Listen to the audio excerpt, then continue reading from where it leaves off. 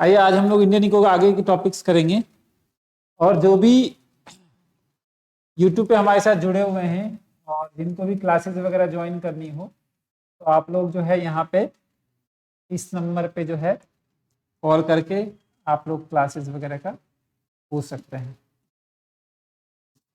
Classes लेनी हो, batches वगैरह ज्वाइन करना हो तो इस नंबर पे सबसे पहले ऐप डाउनलोड कर लीजिएगा, फिर उसके बाद इस नंबर पे कॉल करके आप ज्वाइन कर सकते हैं। चलिए आगे बढ़ते हैं टॉपिक की तरफ। और कल जो नोटिफिकेशन आया था उसमें आपका जो वैकेंसीज का जो नोटिफिकेशन आएगा, कल एक न्यूज आया था, जो वैकेंसी का नोटिफिकेशन वो आएगा, वो कब आएगा? तो इस महीने के एंड में या नेक्स्ट मंथ के फर्स्ट वीक में आएगा। अनामिका जी गुड इवनिंग। ठीक है, चलिए तो टॉपिक की तरफ चलते हैं और ध्यान से देखते हैं। और कुछ लोग तो यहाँ पे कुछ चीजें गलतियां हैं उसको सही करना है, ठीक है, और अपने पीडीएफ में भी सही कर लीजिएगा। आइए, वे प्रतिभूतियां जिनकी परिपक्वता अवधि 365 दिन की होती है, यानी जिसकी मैच्योरिटी 365 डेज की होगी, ठीक है ना, अधिक होती नहीं तो जिस 365 दिन से अधिक होती है उसे बॉन्ड्स बोलते हैं। शेयर और बॉन्ड्स होते हैं, डिवेंचर और बॉन्ड्स। डिवेंचर क्या होता है, बॉन्ड्स क्या होता है? डिवेंचर होता है जब एक ऋण पत्र हो, बोलते हैं उसको डिवेंचर को, ठीक है ना, ऋण पत्र या डिवेंचर। और बॉन्ड्स भी डिवेंचर टाइप का ही होता है, ठीक है ना, तो ज्यादा आपको उसमें ध्यान नहीं देना है। बस डिवेंचर का ये है कि शॉर्ट टर्म के लिए होता है, 1 से 5 साल के बीच होता है, सॉरी बॉन्ड्स। और डिवेंचर यानी डिवेंचर जो है, लोन जो होता है वो आपका जनरली लॉन्ग टर्म के लिए होता है। और बॉन्ड्स जो होता है, बॉन्ड्स वो 1 से 5 साल तक के लिए जनरली होता है। सर क्लास डिस्कनेक्ट हो रही है, दीपिका श्रीवास्तव जी, नेटवर्क इशू होगा। प्रारंभिक सार्वजनिक प्रस्ताव आईपीओ के माध्यम से विश्व में सर्वाधिक पूंजी जुटाने वाली कंपनी कौन सी थी? ध्यान दीजिए, प्रारंभिक सार्वजनिक प्रस्ताव आईपीओ, इनिशियल पब्लिक ऑफरिंग बोलते हैं, initial public offering, initial public offering के माध्यम से विश्व में सर्वाधिक पूंजी, यानी स्टार्टिंग में जब कंपनियां स्टार्ट हुई थी तो स्टार्टिंग में जब पैसा इकट्ठा करते हैं आईपीओ, वो सब ज्यादा किसकी हुई थी? तो सादी आरामको सऊदी अरब की एक कंपनी है, ठीक है ना, ध्यान रखिएगा। बुतिश और वियरिश अवधारणा किस से संबंधित है? तो शेयर मार्केट से है, ठीक है ना, ध्यान रखिएगा। सेबी, सेबी क्या होता है मैं आपको बताता हूं, भारतीय प्रतिभूति और विनिमय बोर्ड, इसे बोलते हैं security exchange board of India, security exchange board of India, board BOARD, board of India. इसका क्या होता है मैं बता देता हूँ। ये क्या करता है, शेयर बाजार को, शेयर मार्केट को कंट्रोल करता है, शेयर मार्केट को रेगुलेट करता है। रेगुलेट का मतलब rules and regulation, share market इसी के आदेश के, इसी के हिसाब से चलता है। शेयर मार्केट में जो सारा कंट्रोल जो होता है, नियम कौन बनाता है? सेबी बनाता है, ठीक है। सेबी, सेबी कब आया था? तो इसकी स्थापना जो हुई थी, ध्यान रखिएगा, 12 अप्रैल 1988 में। सेबी क्या है? Security exchange board of India, भारतीय प्रतिभूति और विनिमय बोर्ड। एक ऐसा बोर्ड है जो हमारे इंडिया में जितने भी शेयर मार्केट हैं उसको रेगुलेट करता है, यानी रूल्स रेगुलेशन नियम देता है, उनको प्रोटेक्शन करता है, इन्वेस्टर को प्रोटेक्ट करता है। तो ये सब काम इसका है। आगे बढ़ते हैं। भारतीय स्टॉक मार्केट का विनिमय और पर्यावरण पर्यवेक्षक इसके द्वारा किया जाता है। देखिए यह हो गया सुपरविजन, मैंने बोला ना जो सेबी का काम है वो क्या करना है? सुपरविजन करना, रेगुलेट करना, और एक और है प्रोटेक्ट करना, यानी प्रोटेक्ट, रेगुलेट और एक डेवलपमेंट। 4 फंक्शन है सेबी के। डेवलपमेंट यानी इसे क्या बोलेंगे? सेबी का काम क्या है? सेबी का काम है शेयर मार्केट को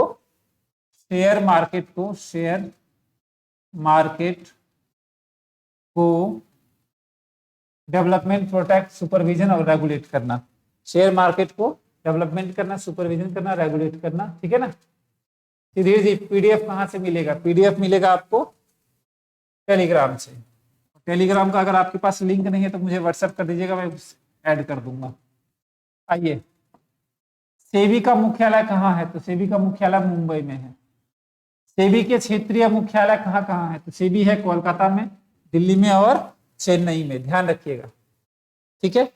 सेबी का संपूर्ण प्रबंध कितने सदस्यों द्वारा किया जाता है? तो 6 सदस्य करते हैं। मैंने आपको पहले ही बता दिया, security exchange board of India SEBI जो है पूरे हमारे इंडिया में जितने भी शेयर मार्केट है उनको रेगुलेट करता है, नियम देता है, प्रोटेक्ट करता है, उनको संरक्षण करता है, उनका डेवलपमेंट करता है, ठीक है ना। ये सब काम है उनके, ठीक है।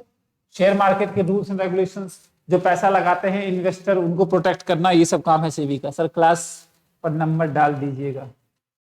अच्छा, ठीक है।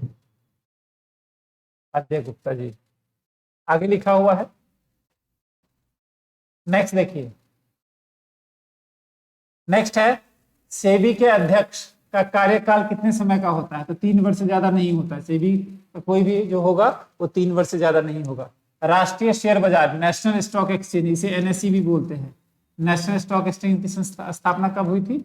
1931 में। राष्ट्रीय शेयर बाजार, नेशनल स्टॉक एक्सचेंज का मुख्यालय कहाँ है? तो मुख्यालय मुंबई में ही है, ध्यान रखिए, वर्ली में। वर्ली में, मुंबई में ही है, वर्ली में। एनएसई का कहाँ है मुख्यालय? तो वर्ली में है। बॉम्बे स्टॉक एक्सचेंज, ध्यान रखिएगा, बीएसई, सबसे पहले हमारे इंडिया में बॉम्बे स्टॉक आया था 1875 में। बॉम्बे स्टॉक एक्सचेंज 1875 में। कनेक्ट होने पर बहुत समय लगता है सर, क्यों? रामपोज जी, नेटवर्क इलाके में नहीं है आप सर, क्लास पर नंबर डाल दीजिएगा, ठीक है। बॉम्बे स्टॉक एक्सचेंज बीएसई कहाँ स्थिर है? तो बॉम्बे स्टॉक एक्सचेंज कहाँ है? तो मुंबई। देखिए, बॉम्बे स्टॉक एक्सचेंज है तो मुंबई में ही है, तो कहाँ है? दलाल स्ट्रीट, ध्यान रखिएगा, दलाल स्ट्रीट में है। विश्व का पहला संगठित शेयर बाजार कहाँ स्थापित किया गया था? तो ये नीदरलैंड में किया गया था, ध्यान रखिएगा, नीदरलैंड में, ठीक है ना। 1606 में। बताइए हम लोग कितने पीछे हैं, ठीक है। उसके बाद अमेरिका स्टॉक एक्सचेंज नैस्डैक में सूचीबद्ध होने वाली सबसे प्रथम जो वो थी कंपनी, वो थी इन्फोसिस। इन्फोसिस, ध्यान रखिएगा। नेशनल अमेरिका में जो है स्टॉक एक्सचेंज में रजिस्टर होने वाली सबसे पहली कंपनी कौन थी? इन्फोसिस, ठीक है ना, Infosys. Mumbai stock exchange BSE का संवेदी शेयर सूचकांक क्या है? सेंसेक्स। सेंसेक्स से ही शेयर मार्केट जो होता है सेंसेक्स बोलते हैं। राष्ट्रीय स्टॉक एक्सचेंज एनएसई का संवेदनशील क्या है? निफ्टी। आपने निफ्टी का नाम सुना होगा। निफ्टी जो है वो एनएसई का है और बॉम्बे का है सेंसेक्स, ठीक है ना। तो बोलते हैं शेयर मार्केट सेंसेक्स बढ़ रहा है, यानी बीएसई बढ़ रहा है, बॉम्बे स्टॉक एक्सचेंज बढ़ रहा है। निफ्टी बढ़ रही है, इसका मतलब नेशनल स्टॉक एक्सचेंज बढ़ रहा है, ये ध्यान रखिएगा। ये सुना होगा आपने गिल्ट एज, कहीं सुना है? एस्टेट वगैरह में कहीं सुना हो? बाजार का संबंध किससे है? तो सरकारी प्रतिभूतियां के बाजार से, यानी गवर्नमेंट सिक्योरिटी से, गवर्नमेंट सिक्योरिटीज, सिक्योरिटीज मार्केट से। इसका नाम किसी ने सुना है? बताइए तो। इसका नाम सुना था, गिल्ट एज।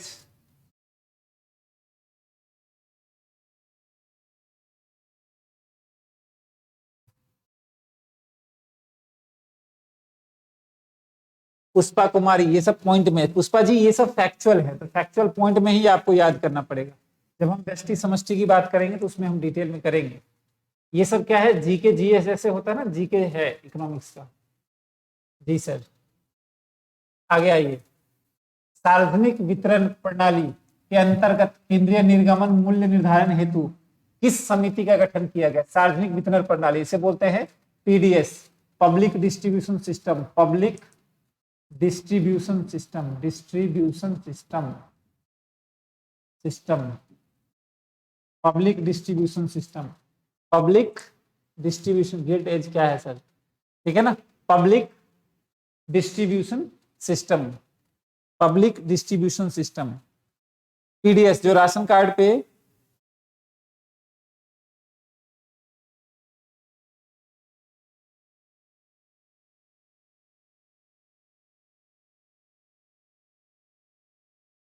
ठीक है ना, पब्लिक डिस्ट्रीब्यूशन, राशन कार्ड पे जो सामान मिलता है आपका, राशन कार्ड पे जो राशन से सामान लाते हैं, जो सरकार डिस्ट्रीब्यूट करते हैं, उसे पीडीएस बोलते हैं।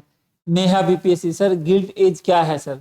नेहा जी, गिल्ट एज है जहां पे सरकारी शेयर्स, गवर्नमेंट के शेयर्स खरीदे बेचे जाते हैं, गवर्नमेंट की सिक्योरिटी जहां खरीदे बेचे जाते हैं, उसे गिल्ट एज बोलते हैं। सर डिटेल में एक्सप्लेन कीजिए थोड़ा, ताकि इससे रिलेटेड कोई पॉइंट याद आ जाएगा, आएगा शाहिद राजा जी। ध्यान रखिएगा, public distribution system PDS, PDS जो था पब्लिक डिस्ट्रीब्यूशन सिस्टम, जो था पब्लिक डिस्ट्रीब्यूशन सिस्टम, पीडीएस जो राशन कार्ड पे सामान मिलता है, उसका गठन किसने किया था? ध्यान रखिएगा, के आर वेणुगोपाल समिति ने, के आर वेणुगोपाल समिति थी। कोई बाजार क्रेता विक्रेता कब कहलाता है? कब कहलाता है क्रेता? देखिए ध्यान से, जब कोई बाजार, क्रेता बाजार कब कहलाता है? क्रेता बाजार का मतलब होता है जब आप सप्लाई करने के लिए ज्यादा आ रहे हैं और आपकी पूर्ति ज्यादा है, मांग कम है, तो वो क्या होगा? क्रेता के हिसाब से, मान लीजिए मार्केट में सामान ज्यादा मिल रहा है, तो क्रेता अपनी मर्जी करेगा, अपने हिसाब से सामान खरीदेगा।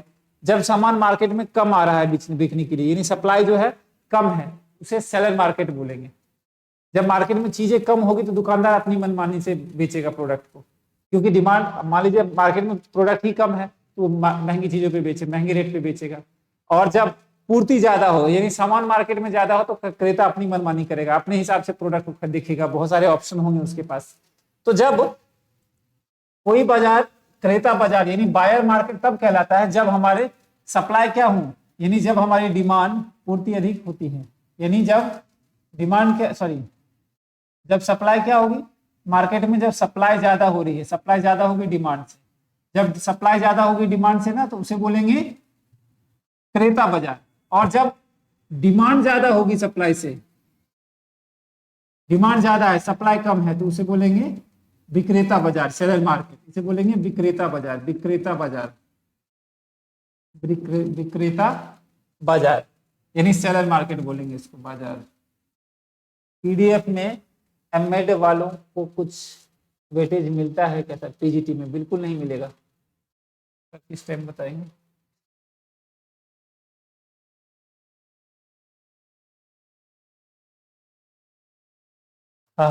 ठीक है। भारत के विनिवेश आयोग के प्रथम अध्यक्ष कौन थे?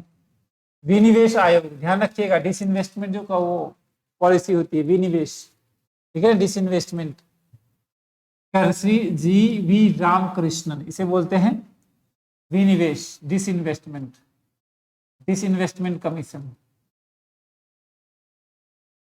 डिसइन्वेस्टमेंट के प्रथम अध्यक्ष कौन थे? जीवी रामकृष्णन। परिधि प्रजापति जी पूछ रहे हैं कि सर बताएंगे प्रिपरेशन कैसे करनी चाहिए, प्रिपरेशन कैसे करनी चाहिए, कैसे करनी चाहिए? आप पहले 11-12 को ढंग से कर लें, ठीक है, फिर गवर्नमेंट के बजट पढ़ लें कुछ, फिर 11-12 का जो मैं टॉपिक करवाऊंगा उसको ध्यान रखें, यानी उसको बार बार पढ़ते रहें, ठीक है। 11-12 ढंग से कर लें, और कुछ जैसे बिहार बजट हो गया, कुछ करेंट जो बजट से रिलेटेड हो गया, वो बिहार के कुछ बारे में, बिहार इकोनॉमी के बारे में थोड़ा सा पढ़ लेंगे।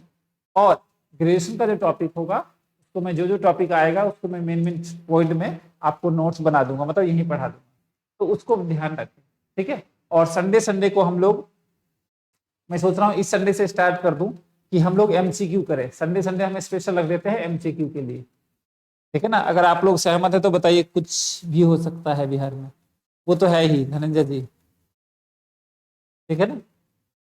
तो वो छोड़िए, अब क्या कर सकते हैं, जो हमारे हाथ में नहीं है धनंजय जी, वो तो कर ही नहीं सकते। 11वीं का माइक्रो कब कराइएगा?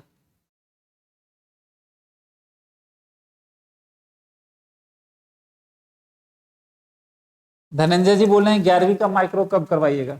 धनंजय जी, एनसीईआरटी में 11वीं में ही है माइक्रो, जो हमने किया था माइक्रो 11वीं में ही है, और किसी में नहीं है, 12वीं में माइक्रो नहीं है। 12वीं में एनसीईआरटी में आपको मैक्रो मिलेगा और इंडियन इकोनॉमी मिलेगी, ठीक है। सीमा जी, नीलम जी, सविता जी सब बोल रहे हैं। तो संडे को मैं सोच रहा हूँ कि सिर्फ हम लोग एमसीक्यू करेंगे, और संडे को हम लोग यूट्यूब पे लाइव आएंगे, ठीक है ना। संडे को सिर्फ एमसीक्यू करवाने के लिए मैं यूट्यूब पे लाइव आऊंगा, क्योंकि यूट्यूब पे कोई चार्ज नहीं लगता, ऐप पे खर्चा लगता है। हाँ सर, टेस्ट तो होना ही चाहिए, बिल्कुल अरविंद कुमार जी। ठीक है ना। संडे को हम लोग करेंगे, मुझे लग रहा है कि इस बार मैं इंडियन इको का जो है, इंडियन इकोनॉमी का, इंडियन इको भारतीय अर्थव्यवस्था का ही ले लेते हैं संडे को 100 क्वेश्चन का। ठीक है सर, अच्छा है। चलिए सर, ग्रेजुएशन लेवल का से टॉपिक कवर करवाइए। शाहिद जी 50 नंबर आएगा 11-12 से, इससे कम नहीं आएगा। पहले इसको फोकस कर लेते हैं। और 30 नंबर का जो ग्रेजुएशन लेवल का है वो हम सिर्फ पढ़ेंगे। पढ़ेंगे का मतलब होता है कि उसको जितने भी टॉपिक्स हैं उसको हमें ध्यान रखना है, याद करना है। वो लास्ट में हम करेंगे तो हमारा कवर हो जाएगा। पीजीटी में एमएड वालों का बिल्कुल नहीं, 12वीं में माइक्रो है सर। 12वीं में हाँ नहीं, बिहार दिल्ली वगैरह में क्या है ना, एनसीईआरटी में माइक्रो, सॉरी दिल्ली में क्या है आपका 11th में ही माइक्रो है। ठीक है, ये बोल रहे हैं सर नीलम जी 12th में भी माइक्रो है सर। 12th में माइक्रो एनसीईआरटी में कहाँ है? दिल्ली में जो है आपको यहाँ पे मिलेगा, एनसीईआरटी 11th में कर दिया है। पहले 12th में ही माइक्रो था, 12th में माइक्रो था, और 11th में इंडियन इकोनॉमी और स्टैट्स थी। ठीक है ना, अब यहाँ पे चेंज कर दिया है। पासिंग मार्क्स कितना होना होता है सर? निखत जी पासिंग मार्क्स 40% तो चाहिए मिनिमम मेल के लिए, ये पासिंग मार्क्स चाहिए। 40% था पिछले वाले में। ये ऐप चैटिंग के लिए नहीं बना है। हाँ चलिए आगे आगे बढ़ते हैं। स्टैटिस्टिक कब स्टार्ट होगा? वो होगा, धीरे धीरे करेंगे।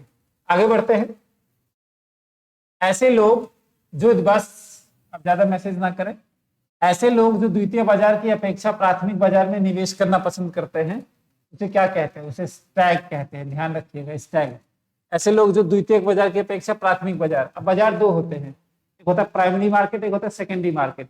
प्राइमरी मार्केट जब कंपनियां बनती हैं तो नए शेयर्स खरीदे बेचे जाते हैं, और सेकेंडरी मार्केट होता है जो एग्जिस्टिंग शेयर। अब शेयर मार्केट में कोई भी सामान खरीदिएगा बेचिएगा, सामान कह रहा हूँ, शेयर्स खरीदिएगा बेचेगा, वो सेकेंडरी मार्केट है। और जब कंपनियां नई बनती है, नई शेयर जब खरीदते हैं तो प्राथमिक बाजार होता है।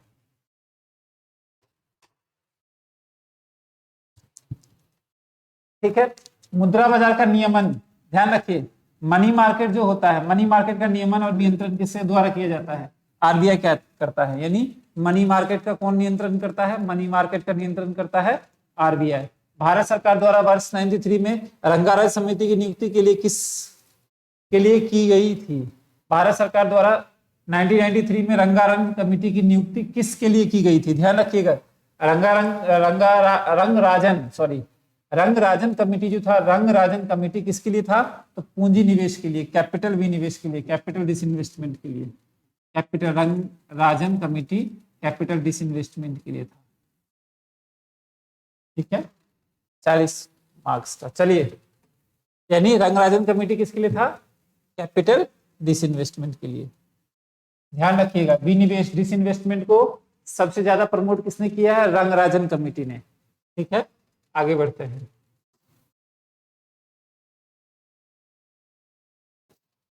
चैट मत करें, फटाफट में टॉपिक ही करवा रहा हूं तो जल्दी जल्दी में करवा देता हूं, क्योंकि आज थर्सडे है, फ्राइडे सैटरडे 2 दिन में हम लोग 350 क्वेश्चन तक पहुंच जाएंगे, और संडे को हम एमसीक्यू करेंगे, 350 तक ही एमसीक्यू करवाऊंगा, फिर मंडे और ट्यूसडे तक हो जाएगा। ठीक है ना, फिर हम लोग करेंगे स्टैटिस्टिक या समष्टि अर्थशास्त्र, सांख्यिकी या समष्टि अर्थशास्त्र करेंगे। चलिए, भारतीय जीवन बीमा एलआईसी की स्थापना कब हुई थी? मैंने बताया था 1 सितंबर 1956 को, लास्ट क्लास में ही बता दिया था।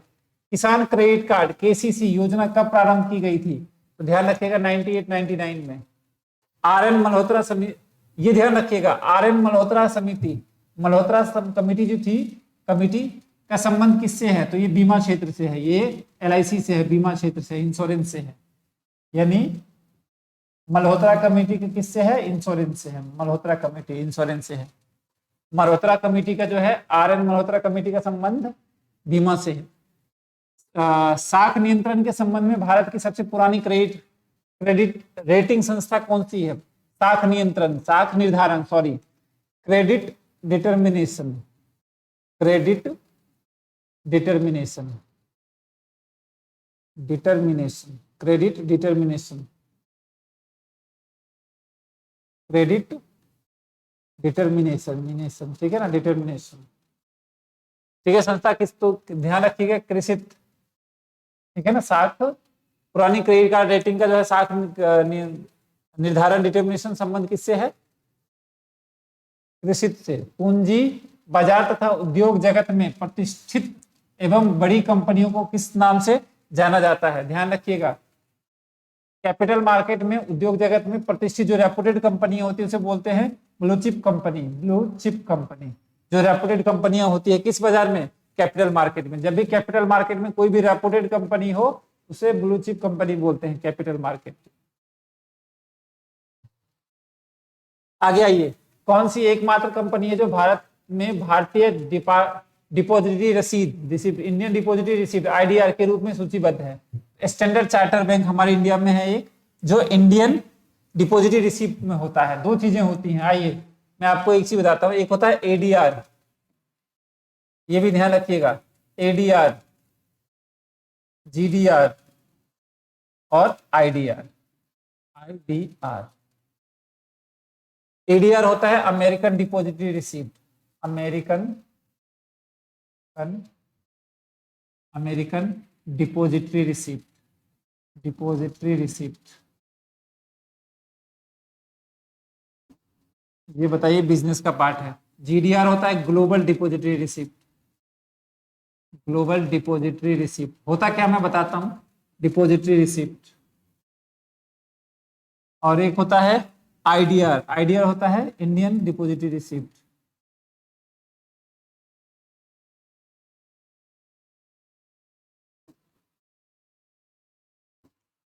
ध्यान रखिएगा, जब हम अपने कंपनी के शेयर्स, यानी हम कंपनी के लिए पैसा शेयर्स जो है अमेरिका में, अमेरिकन स्टॉक मार्केट में हम इशू कर रहे हैं अपने कंपनी के शेयर्स, हम अमेरिका में अमेरिकन करेंसी में इशू कर रहे हैं, उसे बोलते हैं एडीआर। जब हम अपनी कंपनी के शेयर्स कहीं भी इशू कर रहे हैं लेकिन यूएस डॉलर में इशू कर रहे हैं तो उसे क्या बोलेंगे? जीडीआर। और आईडीआर होता है जब हम अपनी कंपनी के शेयर इंडियन करेंसी में कर रहे हैं उसे आईडीआर बोलते हैं। मैं यहां लिख देता हूं, यानी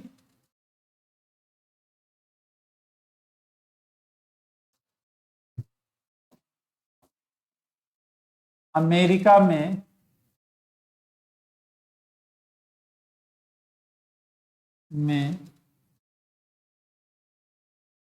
यूएस डॉलर में प्रतिभूतियों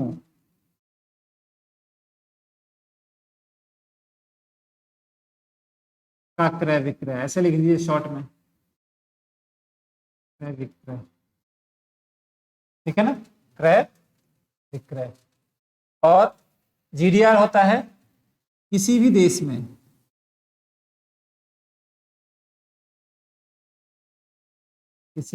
में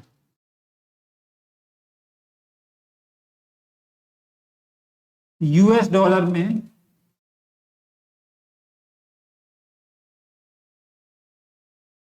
प्रतिभूतियों का क्रय विक्रय। मतलब किसी भी कंट्री में है, चाहे चाइना में है, बंगाल मतलब नेपाल में है, लेकिन यूएस डॉलर में ही आप सेल परचेज करते हैं करेंसी का, शेयर्स का, यूएस डॉलर में प्रतिभूतियां, क्रय विक्रय, ऐसा शॉर्ट में मान लीजिए। और नेक्स्ट है इंडियन डिपॉजिटरी रिसीप्ट को बोलेंगे, आईडीआर को, भारतीय करेंसी में, भारतीय करेंसी में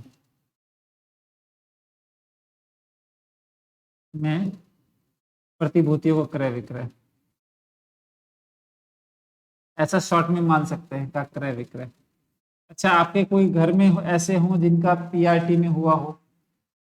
ऐसे आपके घर में कोई एप्लीकेंट्स हो जिनका पीआरटी में हुआ हो? अभी रिसेंटली कल कल जो रिजल्ट आया था।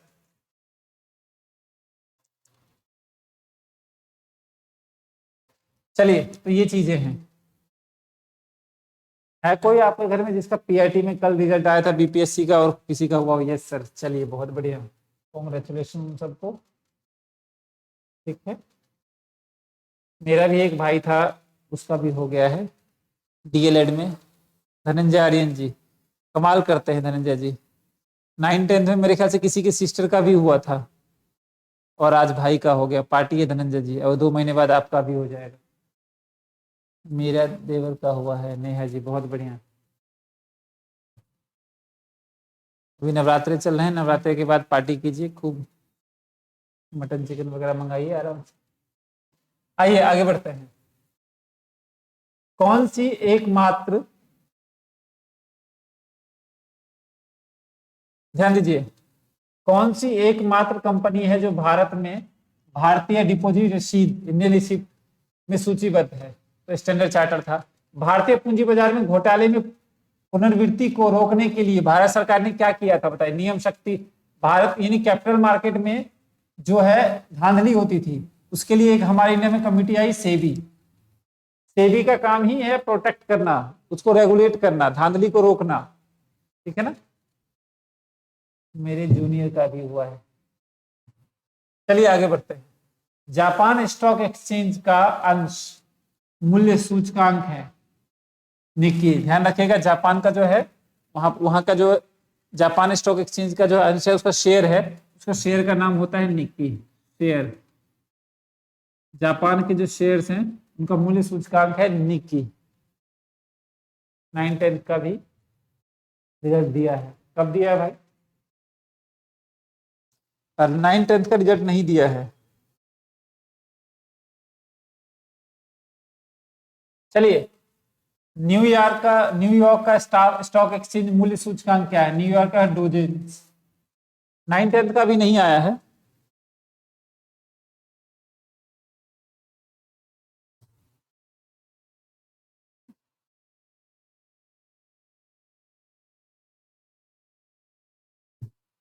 दिया नहीं है बट कंफर्म है। नहीं, कंफर्म तो है ही, लेकिन दिया नहीं है ना अभी। यह सब सवाल। चलिए आइए आगे बढ़ते हैं। मनोज जी ध्यान दीजिए, लाइव क्लासेस में थोड़ी बातें होती हैं। कोस्पी किस देश के स्टॉक एक्सचेंज का मूल्य सूचकांक है? दक्षिण कोरिया का। ध्यान रखिएगा, कोस्पी किस देश का, तो आपको ध्यान रखना पड़ेगा। जापान का है निकी, ठीक है ना, न्यूयॉर्क का है डो जोन्स, और कोस्पी का क्या है? दक्षिण कोरिया। ये सब आपको पढ़ना है, ये सब कोई दिक्कत नहीं, ये सब आपको फैक्चुअल है, तो ये तो याद करना पड़ेगा। इटली का क्या है? स्टॉक एक्सचेंज का मूल्य क्या है? ध्यान रखिएगा, मिवटेल। फ्रांस के स्टॉक एक्सचेंज का संवेदी सूची क्या है? सीएसी। ब्राजील के स्टॉक एक्सचेंज सूची क्या है? बोइसिया। ये सब ध्यान रखना, इसमें आपको मैं कुछ नहीं करवा सकता, आपको याद नहीं रखना पड़ेगा। भारत में सर्वप्रथम आयकर कब लगाया गया था? इनकम टैक्स 1860 में। भारत में प्रत्येक वर्ष किस दिन आयकर दिवस मनाया जाता है? तो 24 जुलाई को। ध्यान रखिएगा, 24 जुलाई को इनकम टैक्स डे मनाया जाता है। अच्छा, सर्विस टैक्स साल में कितनी बार? सर ये सब मार्केट का नाम है। हाँ, ये सब मार्केट का नाम है, बिल्कुल।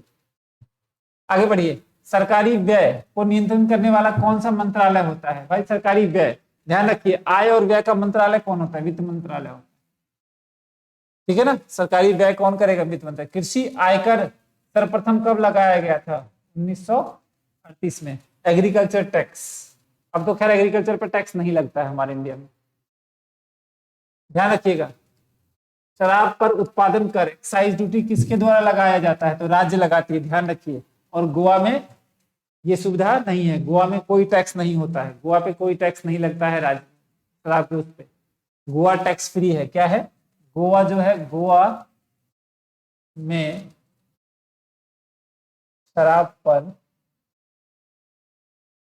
टैक्स नहीं लगता है।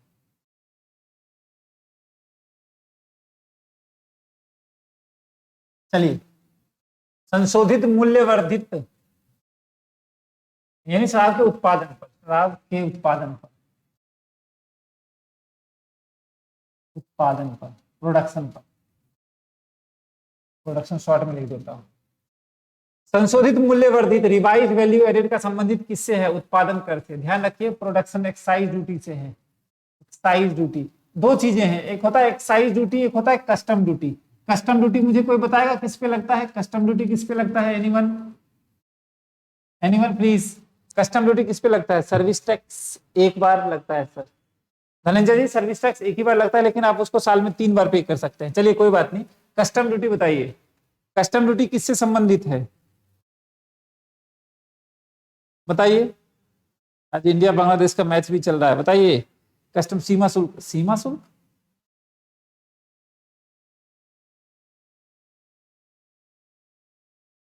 कस्टम ड्यूटी किससे रिलेटेड है? सीमा शुल्क। कस्टम ड्यूटी लगता है एक्सपोर्ट इंपोर्ट पे, हाँ एक्सपोर्ट इंपोर्ट पे। और ये इनडायरेक्ट टैक्स है, वेरी गुड। और कस्टम ड्यूटी क्या है? कस्टम ड्यूटी एक्साइज ड्यूटी, ये दोनों क्या है? ये दोनों अप्रत्यक्ष कर है, दोनों अप्रत्यक्ष कर है, प्रत्यक्ष कर, अप्रत्यक्ष कर, ठीक है ना। आगे देखते हैं, भारत में सबसे पहले मूल्य वर्धित मूल्य वैल्यू एडेड लगाने और लागू करने वाला राज्य कौन सा है? तो हरियाणा। वैल्यू एडेड सबसे टैक्स कौन लगा? सबसे पहले लगा 2005 में हरियाणा। भारत सरकार के बजट में न्यूनतम एक्सपोर्ट इंपोर्ट वैकल्पिक कर मैट, मिनिमम वैकल्पिक alternative tax, minimum alternative tax का समावेशन, इंक्लूजन कब किया गया? तो ध्यान रखिएगा 1967 में, 1996 और 97 में भारत में बजट में न्यूनतम मिनिमम ऑल्टरनेटिव टैक्स, ठीक है ना। जब आप वृद्धि होने, जब आय में वृद्धि होने के साथ उस पर लगाने वाला कर बढ़े उसे प्रगतिशील कर बोलते हैं। हाँ ध्यान रखना, इसमें दो चीजें हैं, मैं आपको बता देता हूं। सर पेज ले लीजिए, ठीक है। आइए, टैक्स दो होते हैं, एक होता है प्रत्यक्ष कर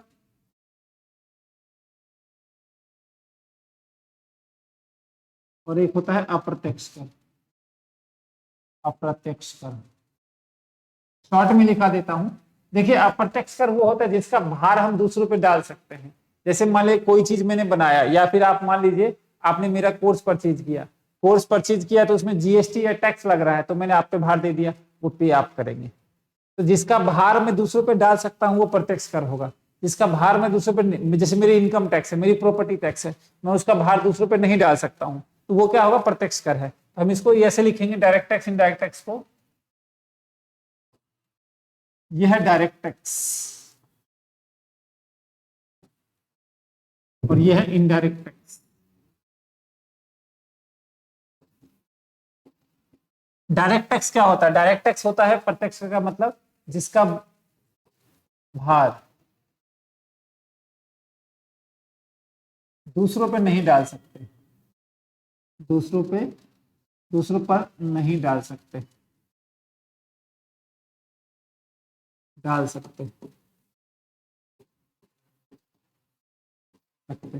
यानी जिसका बर्डन शिफ्ट नहीं कर सकते, जिसका भार हम दूसरों पे डाल सकते हैं, बर्डन कैन शिफ्ट, बर्डन,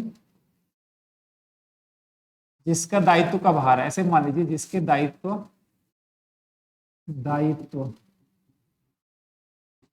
का भार दूसरों पर डाल सकते हैं,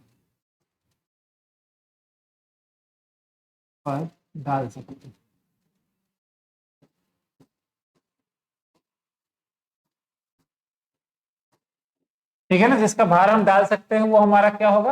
अप्रत्यक्ष कर होगा। जिसका नहीं डाल सकते, और ध्यान रखिएगा इनकम जितनी ज्यादा होगी आपको टैक्स उतना ही ज्यादा देना पड़ेगा, और इनकम कम होगी तो टैक्स कम देना पड़ेगा।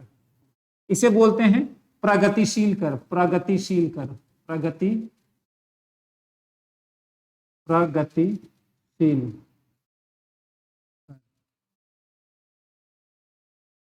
प्रोग्रेसिव टैक्स,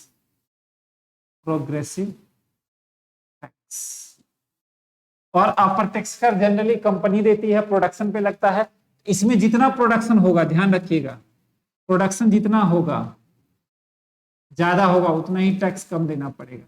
यानी इनकम जितनी ज्यादा होगी उतना ही कम टैक्स देना पड़ेगा, और इनकम कम होगी तो टैक्स ज्यादा देना पड़ेगा। सर क्या कहना चाह रहे हैं? मेरा कहने का मतलब यह है कि आप खूब बल्क में प्रोडक्शन करते हो बड़े लेवल पे, तो इनडायरेक्ट टैक्स कम लगेगा। जब छोटे लेवल पे करोगे तो भी टैक्स लगेगा ही। तो क्या होता है ना इसमें कि जब हम प्रोडक्शन ज्यादा करते हैं तो एवरेज टैक्स हमारा कम लगता है, कम प्रोडक्शन करते हैं तो एक हमारा फिक्स टैक्स लगता है जो कि ज्यादा होता है। यानी जब इनकम ज्यादा होगी तो हमें टैक्स कम देना पड़ेगा, यानी प्रोडक्शन ज्यादा होगी तो हमें कम टैक्स देना पड़ेगा, प्रोडक्शन कम होगी तो टैक्स ज्यादा देना पड़ेगा। मैं प्रोडक्शन भी साइड में लिख देता हूं ताकि आपको याद रहेगा। इसको बोलते हैं अप्रगतिशील कर, अप्रगतिशील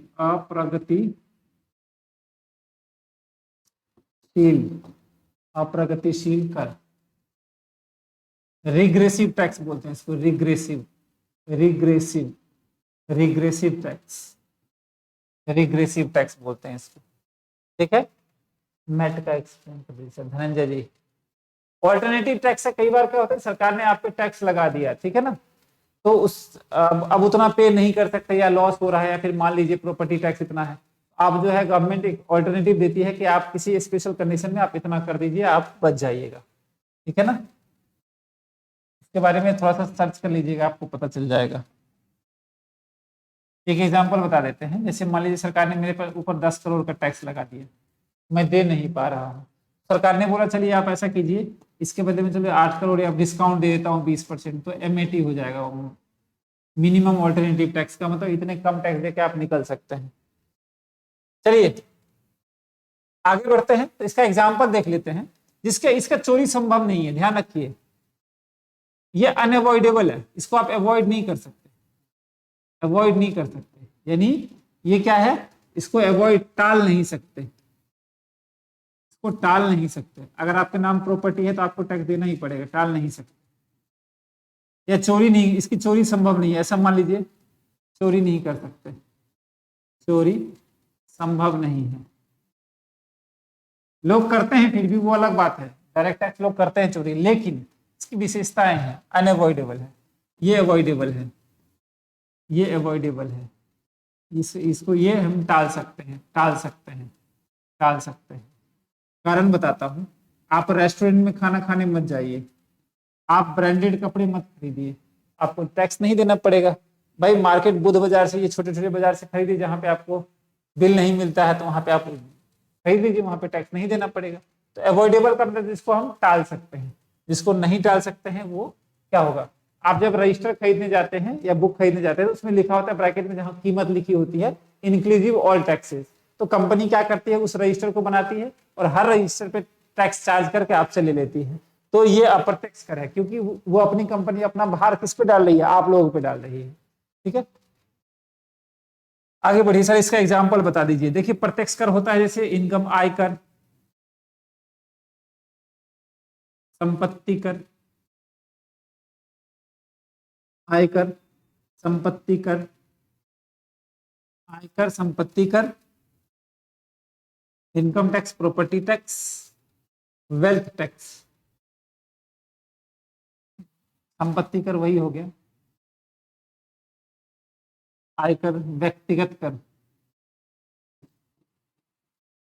इंडिविजुअल टैक्स भी लगता था, कॉर्पोरेट टैक्स निगम कर, ध्यान रखिएगा इसमें गिफ्ट टैक्स भी आता है, गिफ्ट टैक्स, और ठीक है ना, ये प्रॉपर्टी टैक्स है, एक होता है वेल्थ टैक्स, वेल्थ टैक्स, ये सब।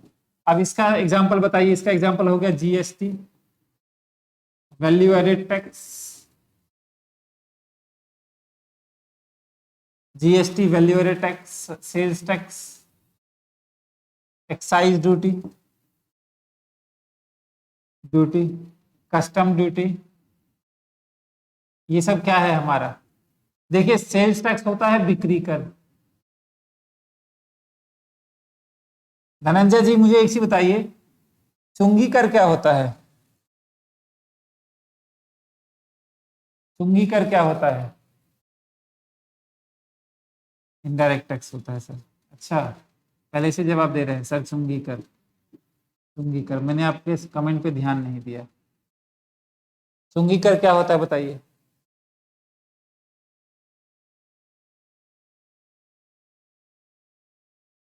कुछ इंग्लिश वर्ड भी दिए, चुंगी कर क्या होता है। हाँ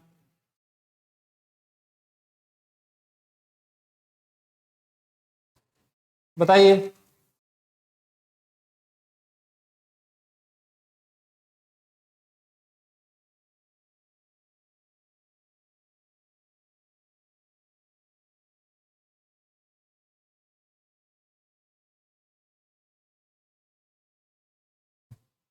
इसे बोलते हैं ऑक्ट्रॉय टैक्स, ऑक्ट्रॉय टैक्स, चुंगी कर को बोलते हैं octroi tax.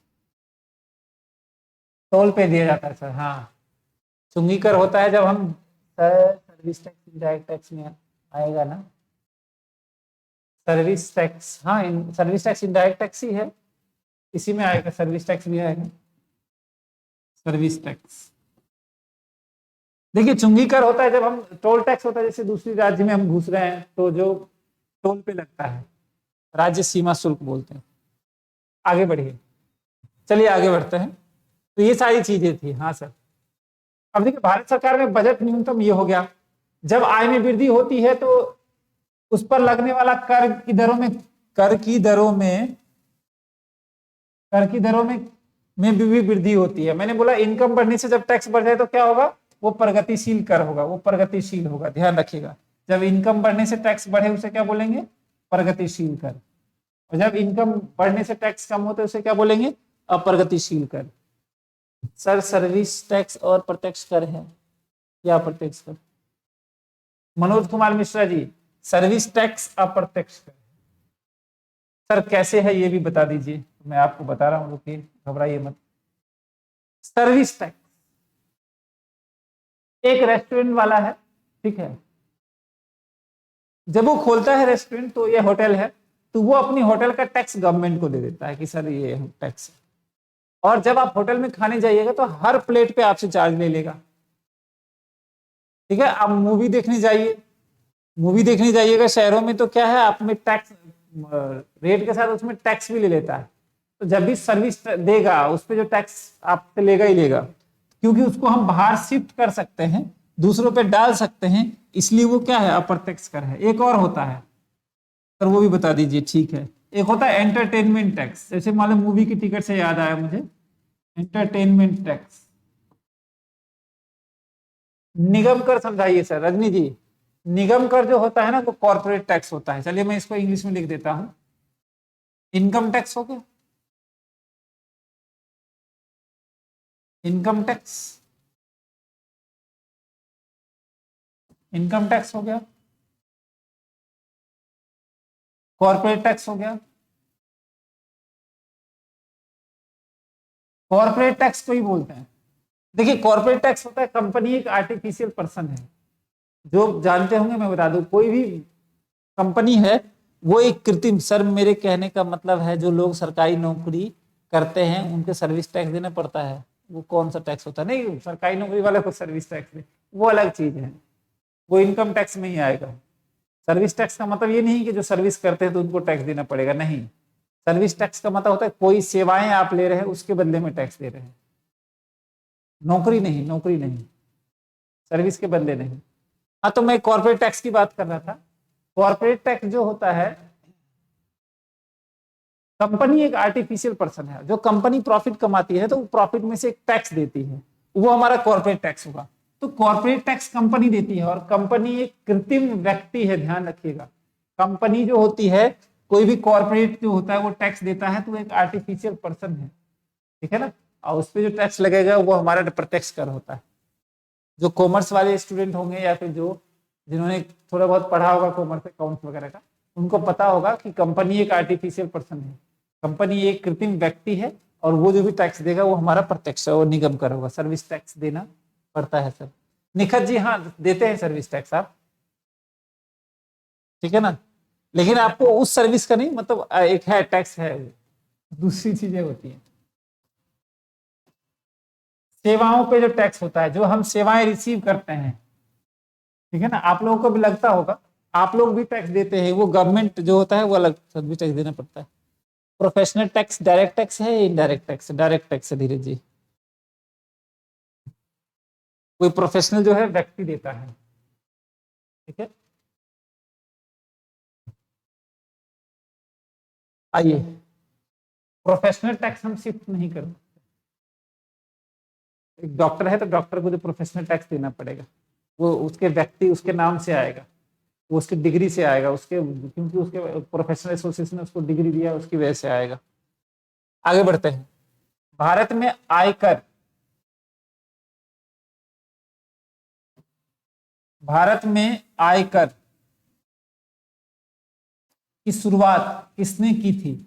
James income tax ध्यान रखिएगा, जेम्स विलियमसन ने इनकम टैक्स भारत में, ठीक है, ये ध्यान रखिएगा। आगे बढ़ते हैं। नेक्स्ट है निगम कर, कॉर्पोरेट टैक्स किस पर लगाया जाता है? मैंने बोला था ना, घरेलू और विदेशी दोनों कंपनियों पर। तो कंपनियां टैक्स देती है। आयात एवं निर्यात पर लगाए जाने वाले कर को क्या बोलते हैं? कस्टम ड्यूटी बोलते हैं। मैं पहले ही डिस्कस कर चुका हूं। आगे बढ़िए। चलिए, ये हो गया है, ये भी हो गया। आगे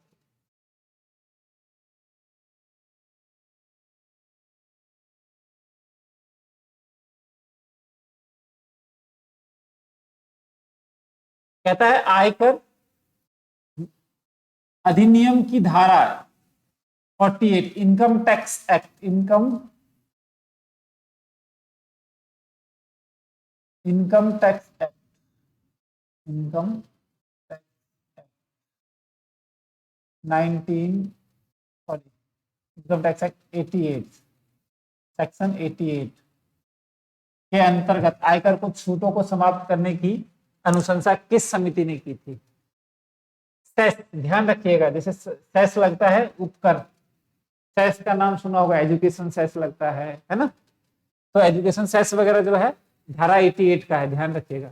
भारतीय राष्ट्रीय राजमार्ग, राजमार्ग का मतलब है नेशनल हाईवे, नेशनल हाईवे के लिए विश्व का प्रमुख स्रोत,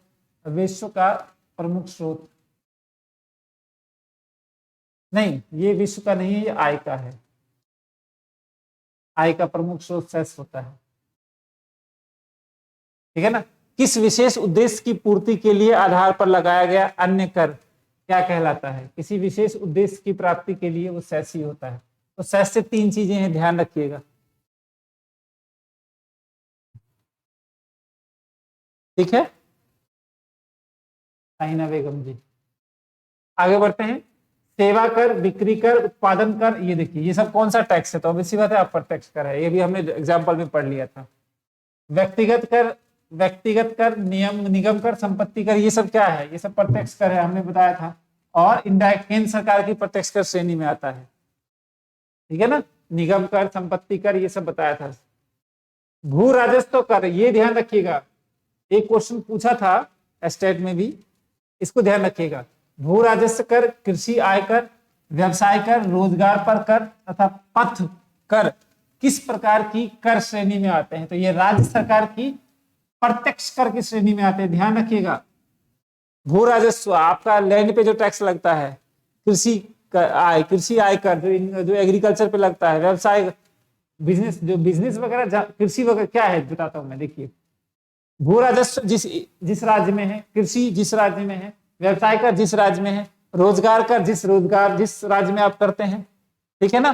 किस प्रकार के राज्य श्रेणी में आएगा? तो ये राज्य कर ही होगा, क्योंकि जहां आप हैं उसी गवर्नमेंट को, उसी अथॉरिटी को आप टैक्स देंगे, ठीक है? तो राज्य कर में आएगा। बिक्री कर, व्यापार कर, स्टाम्प शुल्क, व्यवसाय कर, राज्य उत्पादन कर, ठीक है ना? ये देखिए, शिक्षा उपकरण, सट्टेबाजी कर, डीजल पेट्रोल जिस राज्य में है तो वही ऑब्वियसली बात है राज्य सरकार के प्रत्यक्ष अप्रत्यक्ष कर में आएगा, ध्यान रखिएगा। क्योंकि ये सब स्टाम्प ड्यूटी वगैरह, सेल्स टैक्स वगैरह अप्रत्यक्ष कर है, लेकिन जहां लिया जाएगा, जिस राज्य में लिया जाएगा वो राज्य सरकार के आएगा, ध्यान रखिएगा ये बात, ठीक है ना? व्यक्तिगत रूप से तथा समाज के लिए हानिकारक वस्तुओं एवं सेवाओं पर लगाया जाने वाला कर क्या बोलते हैं? सिन टैक्स बोलते हैं, ध्यान रखिएगा। कौन कौन सी चीजों पे सिन टैक्स लगेगा बताइए, मुझे एक बार बताइए, सिन टैक्स कौन कौन सी चीजों पे लगेगा? सर व्यवसाय कर दोनों में से इनको जरा समझाइए। सर व्यवसाय, जब आप कोई बिजनेस करते हैं तो बिजनेस जिस इलाके में करेंगे मनोज जी, जिस स्टेट में करेंगे, टैक्स आपको वहीं देना पड़ेगा, उसी स्टेट को देना पड़ेगा, ठीक है? मुझे बताइए सिन टैक्स कहाँ लगता है? सिन टैक्स क्या है?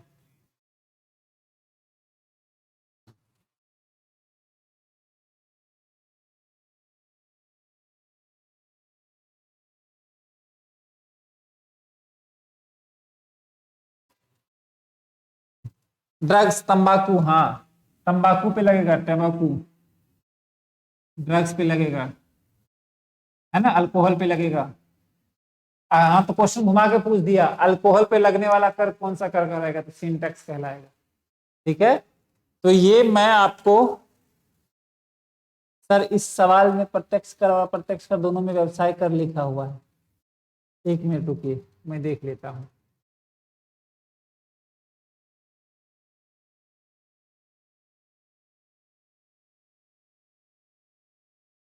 अच्छा, कृषि आयकर, व्यवसाय कर, रोजगार कर। हाँ, इसमें तो लिखा हुआ है रोजगार पर कर, पथ कर।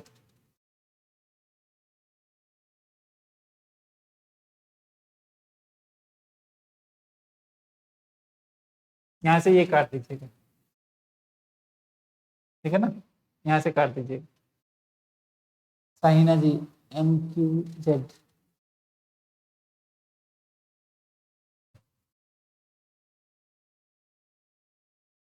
MCQ। आगे बढ़ते हैं। स्टाम्प शुल्क, स्टाम्प ड्यूटी कब लगता है बताइए? स्टाम्प ड्यूटी पर आरोपण किसके द्वारा आरोपित किया जाता है? स्टाम्प ड्यूटी, ध्यान रखिएगा, स्टैंप ड्यूटी जो है वो केंद्र सरकार का टैक्स है। स्टैंप ड्यूटी जो है केंद्र सरकार। अच्छा, स्टैंप ड्यूटी कब लगता है बताइए तो?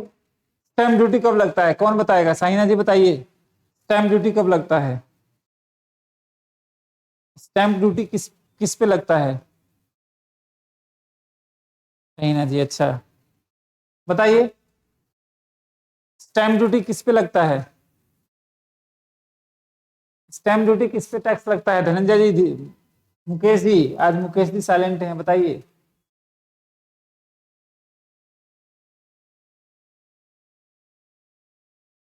नविता जी बताइए।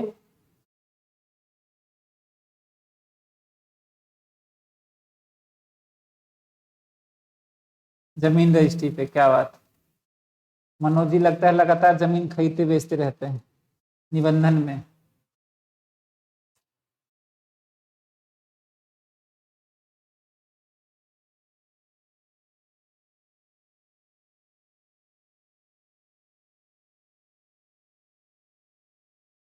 ठीक है, नहीं पता? अरे प्रॉपर्टी वगैरह पे ही लगता है, प्रॉपर्टी जब हम खरीदते हैं ना तो टैक्स लगता है। जीवन में हमने तो कभी खरीदा नहीं, दिल्ली में 2 प्रॉपर्टी खरीदी थी तो हमने टैक्स दिया था एक प्रॉपर्टी इन्वेस्टमेंट पर। हाँ मोनिका जी। स्टाम्प शुल्क का आरोपण किसके द्वारा आरोपित किया जाता है? तो केंद्र सरकार द्वारा। स्टाम्प शुल्क का संग्रह और विनियोजन कौन करता है? तो स्टाम्प शुल्क राज्य सरकार करता है, ठीक है ना। पहली बार। अच्छा, एक चीज बताइए, अगर आपसे पूछ दे कौन सा टैक्स कलेक्ट राज्य सरकार करता है और जमा किसके पास और जाता किसके पास है? केंद्र सरकार के पास।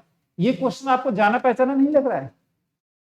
एक ऐसा टैक्स बताइए जो राज्य सरकार लेती हो और केंद्र को जमा करती हो।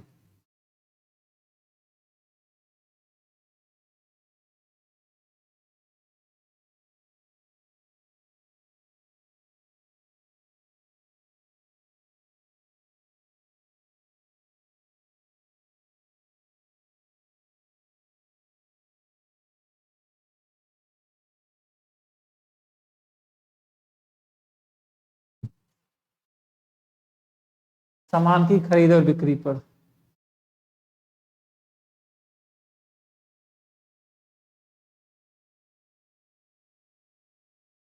सामान की खरीद बिक्री पर नहीं, प्रॉपर्टी पे लगता है।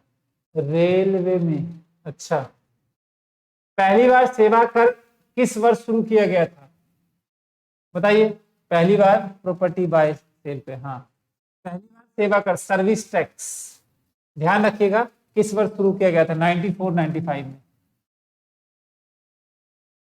94 95 में। सर्विस टैक्स को देने वाले जानते हैं कौन थे?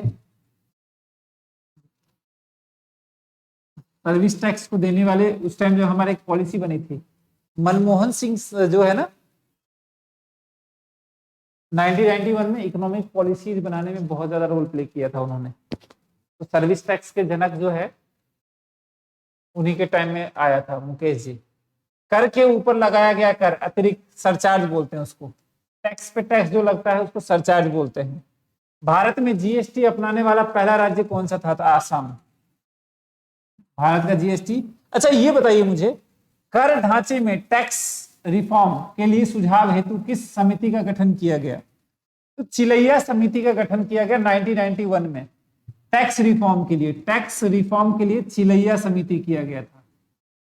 चिलैया, जब उदारीकरण हो रहा था ना, उदारीकरण, तो उसमें टैक्स रिफॉर्म आया, तो जिसमें चिलैया कमेटी बनाई गई जो टैक्स सुधार के लिए सुझाव दिया था, चिलैया कमेटी। चिलैया, ध्यान रखिएगा, चिलैया। आगे बढ़ते हैं। वाचु समिति का संबंध किस कार्य क्षेत्र से है? तो प्रत्यक्ष कर से। एल के झा समिति का संबंध किस कार्य के क्षेत्र से है? तो अप्रत्यक्ष कर से है। अच्छा, हमारे बिहार के भी थे। पार्थ सारथी सीन समिति का संबंध किससे है? कर नीति से है। ये सब मेन पॉइंट है। देखिए ये सब मैं बार बार क्या लिखवाऊं, ये सब वीडी रेड्डी समिति का संबंध किससे है? आयकर छूट से। तो ये सब आपको याद ही करना पड़ेगा। केलकर कमेटी का संबंध किस क्षेत्र से है? तो प्रत्यक्ष कर परोक्ष कर से है। ठीक है ना? तो ये सारी चीजें हैं। उसके बाद नीति आयोग के उपाध्यक्ष की नियुक्ति कौन करता है? तो नीति आयोग का उपाध्यक्ष की नियुक्ति करता है प्रधानमंत्री। ठीक है। थोक मूल्य सूचकांक WPI, थोक मूल्य सूचकांक WPI, थोक मूल्य सूचकांक WPI कौन जारी करता है? तो वाणिज्य और उद्योग जारी करता है। ध्यान रखिए, थोक मूल्य सूचकांक, wholesale price index, wholesale price index कौन चालू करता है? तो होलसेल प्राइस इंडेक्स करता है हमारा वाणिज्य और उद्योग। ध्यान रखिएगा। तो यहां तक करना है। फ्राइडे, कल फ्राइडे है और सैटरडे हम लोग इसको हम कर लेंगे 400 क्वेश्चन तक, मुझे पूरी उम्मीद है हो जाएगी। और सैटरडे तक, और फिर संडे हम लोग इसका MCQ करेंगे। ज्यादा नहीं, 50-50, 100-100 MCQ करेंगे हर संडे। फिक्स करेंगे कि हर संडे 100-100 MCQ करेंगे ही करेंगे। ठीक है। फिर माइक्रो का जो नेक्स्ट संडे, माइक्रो का मतलब हम लोग अब MCQ पे ज्यादा फोकस करेंगे। ठीक है। बीच बीच में जो है 2-3 दिन हम समष्टि करेंगे, फिर एक MCQ ले लिया, फिर एक मान लीजिए स्टैटिस्टिक किया, फिर उसके MCQ ले लिए। इस तरह से हम MCQ पे ज्यादा फोकस करेंगे। और जो टॉपिक्स वगैरह है वो मैं फटाफट अब खींचने की कोशिश करूंगा। बस एक बार हम लोगों का नोटिफिकेशन आ जाए। नोटिफिकेशन आने के बाद एक अलग जोश होता है। ठीक है। आप लोगों को आज यहाँ तक करना है।